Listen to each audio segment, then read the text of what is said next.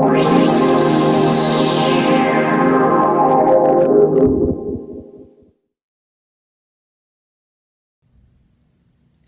I'm Mrs. Mason. Welcome to my classroom. We are starting week 6 of our moon phases investigation. So we've got a little preparation work to do to get ready for the month of November, and we're going to talk about how long this entire cycle takes from beginning to end. So grab your science notebook and let's compare notes.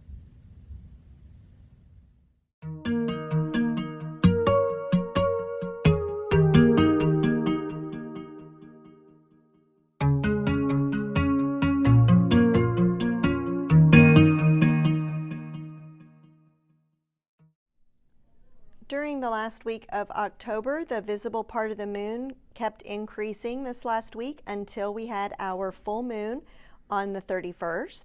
If you were able to go outside and observe, you might have seen another bright object in the sky pretty close to where you were seeing the moon. That was actually the planet Mars.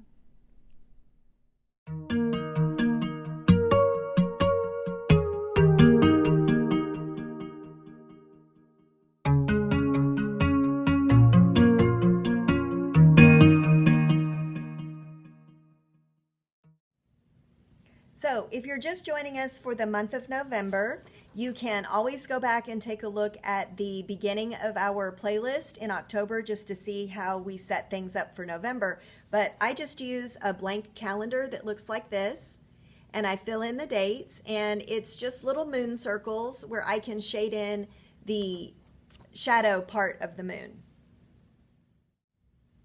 What I wanted to talk to you about today is how the cycle continues month after month and how much time it takes for each phase of the moon to go from one phase to the other.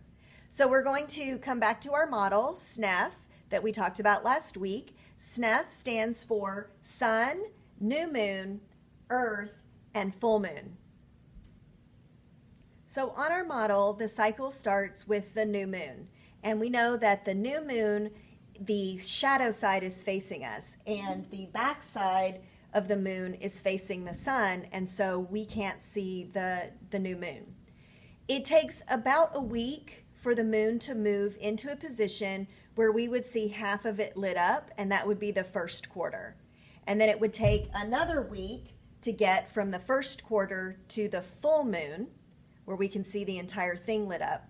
Then it'll take another week to go from the full moon to the third quarter moon, or the last quarter, and then it takes about a week to get from the third quarter back to the moon. So it takes about 4 weeks for the entire cycle to happen over and over and over again. This is an example of how long it took between each of the phases for the month of October. From the full moon to the last quarter moon, it took 9 days. It took 6 days to get to the new moon, and then the next 2 phases took 7 days. So we say it takes about a week because generally each week of the month, your moon, you will see a new phase. These are all of the major phases for the month of November. So we had a full moon on October 31st. It'll take a week to get to the last quarter. It'll take a week to get to the new moon, another week to get to the first quarter moon, and then in the next week you'll see the full moon.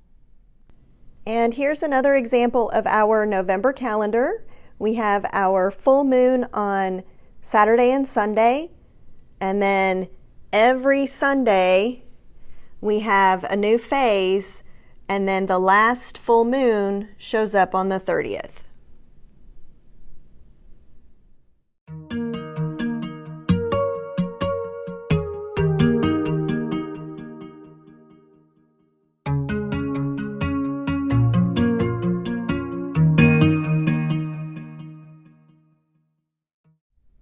This next month, as we are looking at the phases, I would like for you to pay attention to where the shadow is showing up.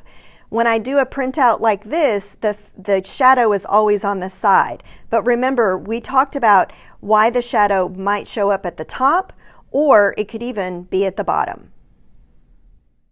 We can always spot the moon, but sometimes we don't know what other objects we're looking at.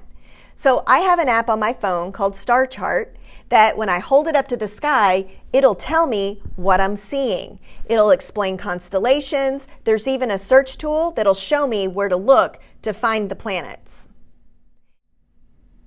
So for the first week in November, the moon is starting to rise at about 6:30 p.m. It gets a little bit later each day until by the end of the week, it's rising at 11:30. If you don't get to see it at night, always look for it in the morning on your way to school. Remember, the moon rises in the east and it sets in the west, just like the sun. When you're looking for the moon, take a look in the sky and look for other bright objects. Those may not be stars. You could be looking at Mars.